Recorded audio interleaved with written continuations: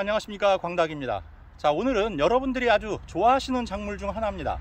콩에 대한 얘기를 드릴 건데요. 그 콩 중에서도 전 세계적으로 재배 면적이 가장 넓다는 강낭콩에 대한 얘기를 드릴까 합니다. 그만큼 인기가 있다는 반증이기도 할 겁니다. 그래서 그런지 이 강낭콩은 종류가 굉장히 많고요, 전 세계적으로 재배되고 있는 작물 중에 하나입니다.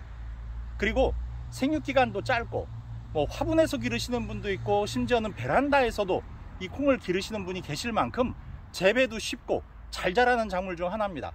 그래서 오늘은요, 이 강낭콩, 그 중에서도 우리나라에서 많이들 기르시는 품종들 3가지를, 그 콩들의 특징은 무엇인지 좀 설명을 드릴까 하고요. 두 번째는요, 그 콩들을 재배하시면서 여러분들이 주의하셔야 될 점 4가지를 짚어드릴 생각이고, 마지막으로는 콩을 파종하는 그 방법에 대해서 설명드리도록 하겠습니다. 자, 시작하도록 하겠습니다.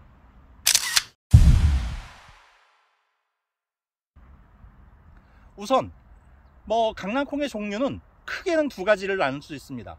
하나는 외성종이라고 하는 일반 강낭콩인데요, 외성종은 키가 좀 작다라는 뜻입니다. 그리고 실제로 콩의 크기도 좀 작습니다.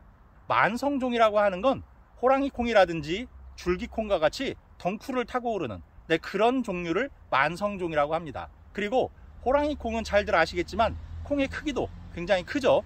오늘은 이 중에서 외성종만 다뤄볼 생각인데요, 외성종 3가지를 말씀드려 보도록 할게요. 우선 얼룩무늬 강낭콩에 있습니다. 다른 말로 신선두 강낭콩이라고도 부릅니다. 이건 가장 많은 분들이 길러 드실 정도로 인기가 가장 높은 그런 품종 중에 하나고요. 그 다음은 흑색 강낭콩이 있습니다. 이건 안토시아닌이 풍부하고 꼬투리가 좀 많이 달립니다. 즉 꼬투리의 개수가 많다라는 뜻이죠. 그리고 주로 떡이라든지 과자 이런 것처럼 가공용으로 많이 생산되는 그런 콩이 되겠습니다. 그리고 이제 자강이라는 게 있습니다. 자강은 붉은색 강낭콩을 뜻합니다. 이건요, 꼬투리가 좀 크고 무겁습니다. 대립종에 해당됩니다. 조기 파종이 가능하고, 또 역시 조기 출하가 가능해서 좀 상업적으로 재배하시기에 용이한 그런 부분이 있습니다. 자, 그러면 이 강낭콩은 언제 파종을 할까요? 보통 남부지방에 계신 분들은 조금 더 서둘러서 파종하시는 경향이 있겠습니다만, 평균적으로 볼 때 4월 초중순경이 파종 시기가 되겠습니다.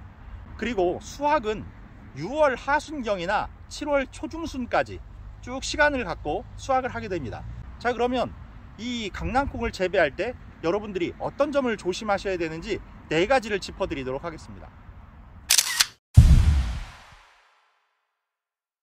우선 첫 번째, 콩은 대부분 뿌리에 질소 고정 능력이라는 게 있습니다. 아마 제 영상을 구독하시고 꾸준히 보셨던 분들은 이제 질소 고정 능력 이런 건 우스운 상식 중에 하나일 겁니다. 완두콩을 우리가 캤을 때 그 뿌리에 혹들이 달려 있습니다. 그게 바로 뿌리가 주변의 질소를 끌어당겨서 저장해 놓는 질소 고정 능력이라는 겁니다. 이런 질소 고정 능력이 이 강낭콩은 안타깝게도 콩 중에서도 가장 약한 품종에 해당됩니다. 그래서 이 밭을 만드실 때 질소 성분을 좀 충분히 넣어 주셔야 됩니다. 그래야 콩알이 커지는데 도움이 될 수 있습니다. 자, 다음 두 번째, 땅콩이라든지 콩이라든지 이렇게 꼬투리를 다는 작물에 뭘 넣어주면 빈 꼬투리가 안 생긴다 그랬죠? 바로 고토석회, 석회고토를 밭에 섞어서 미리 갈아서 준비해 주시면 그런 꼬투리들이, 빈 꼬투리가 나오질 않습니다.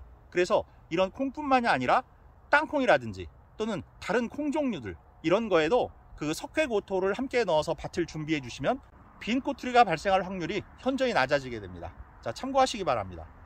자, 다음 세 번째는 아까도 말씀드렸듯이 수확 시기가 6월 말에서 7월 초중순까지 이어지기 때문에 우리나라의 장마철과 겹칩니다.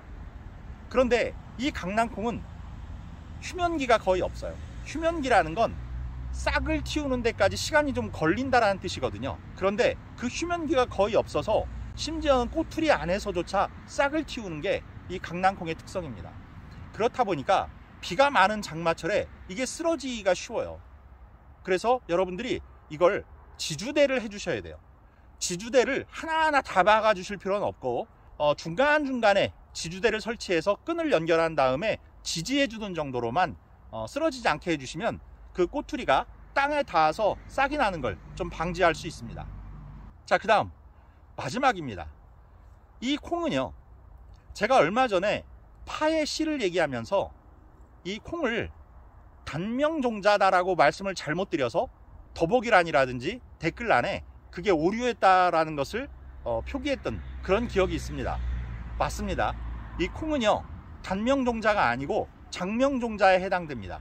장명종자라는 건 5년 이상이 가도 발화하는 데 문제가 없다라는 뜻입니다. 그래서 여러분들 나중에 수확하시고라도 이 콩을 종자용으로 쓰시고 싶으시다 하면 냉동 보관이 중요한 게 아니라 건조가 중요합니다. 만약에 냉동 보관을 할 때 건조가 잘못되면 냉동실에 들어가서 죽어버립니다.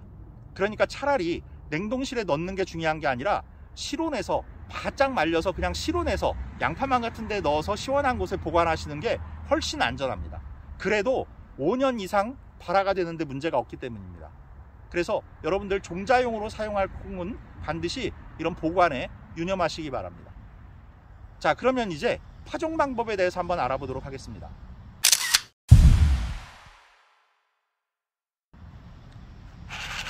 지금 여기 보시는 게 제가 저장해놨던 콩의 종자들입니다. 아까 말씀드렸던 얼룩무늬 콩도 있고요, 또 검은 콩도 있고요, 붉은 콩도 보입니다. 콩은 2알 혹은 3알씩 파종하시는 게 안전합니다.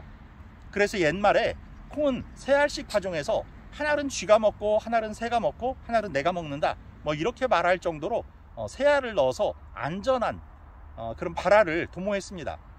그런데 3개를 다 키우지 마시고요, 그 중에 하나는 제거하든지 하시고 2개만 기르시는 걸 권해드려요. 그래서 2개가 서로 좀 의지하면서 쓰러지지 않도록 그렇게 기르시는 걸 권해드립니다. 자, 그리고 재배 간격은요, 지금 이게 모종삽입니다. 모종삽 하나 간격이면 대략 30cm 정도 됩니다. 네, 그 정도 간격으로 파종을 하시면 되겠고요. 깊이는 보통 씨앗을 파종할 때 여러분 아시죠? 원칙 보통 씨앗의 3배 정도 두께로 해라 그러는데, 이 콩은 지금은 이렇게 좀 알이 작지만 이게 땅속에 들어가서 수분을 끌어당기게 되면 알이 좀 두꺼워집니다. 그래서 좀 안전하게 손가락 깊이 정도로 묻어주시면 되겠습니다. 이 콩은 발화를 하면서 뿌리를 내리죠. 그 뿌리가 땅에 박히고 콩을 들고 일어납니다. 그러면 이 콩이 두 쪽으로 갈라지면서 그 안에서 떡잎이 나와요. 그러고 그 위에서 줄기가 나오기 때문에 그 들고 일어날 수 있는 공간, 이런 공간들이 좀 필요합니다. 그래서 대략 콩 두께의 1~2배 정도 묻어주시면 되겠습니다. 자, 손가락 하나 깊이 정도 됩니다. 집게 손가락 하나 깊이 정도. 여기에 뭐 여러분들의 취향대로 같은 종류의 씨앗을 넣으시겠다 그러면 같은 종류끼리 모아서 넣으시면 되고, 다른 종류를 섞어서 넣고 싶다 그럼 다른 종류 섞어서 넣으시면 됩니다. 서로 겹치지 않게 넣어주세요.